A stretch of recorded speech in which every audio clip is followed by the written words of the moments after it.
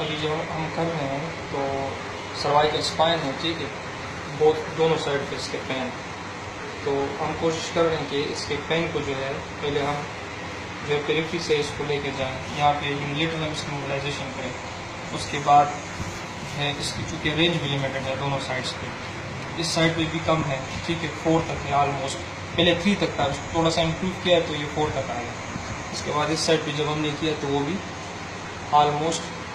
پہلے 3 میں تھا، 3.5 تک، یہ 4 تک آ گئے، ٹھیک ہے، تو اس کو ہم تھوڑا سا یونیلیٹرل اس کی موبلائزیشن کریں گے تاکہ رینج کو جو ہے ہم فردر امپروو کر سکیں۔ تو یہ جو ہے ابھی ہم رائٹ سائڈ پہ اس کو دیکھیں، فیسٹ جوائنٹ کو جو ہے ہم موبلائز کریں گے تھوڑا سا، تو اس کا میکینزم یہ ہوگا کہ اس پہ ورٹیبرل روٹیشن ہوگی ٹورڈز دا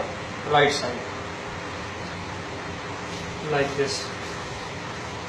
اس میں جو امپورٹنٹ چیز ہے وہ آپ کی پوزیشن ہونی چاہیے، آپ نے یہ بات ذہن میں رکھنی ہے کہ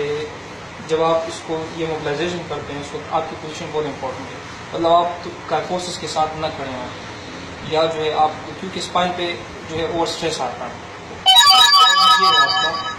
کہ اس میں امپورٹنٹ یہ ہے آپ کا کہ تھوڑا سا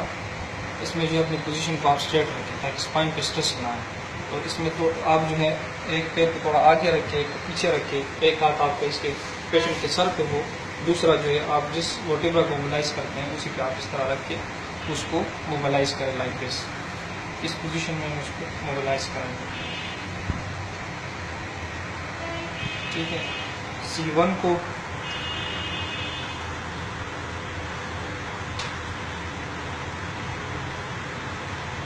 اس کے بعد پھر C2 پہ آئیں گے اس طریقے سے،